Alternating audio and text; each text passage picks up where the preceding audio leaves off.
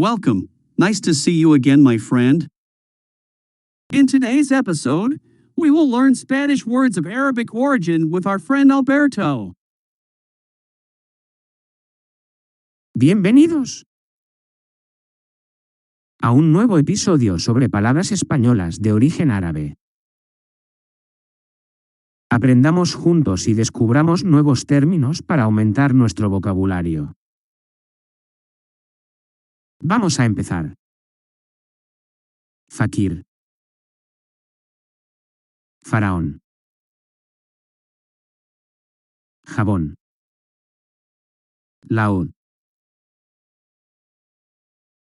Momia. Otomano. Peluca. Ramadán. Canapé.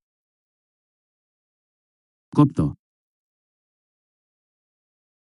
Faraónico. Fatimí. Islam. Nafta. Omeya.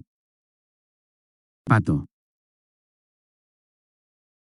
Adiós, mi amigos. I hope see you soon.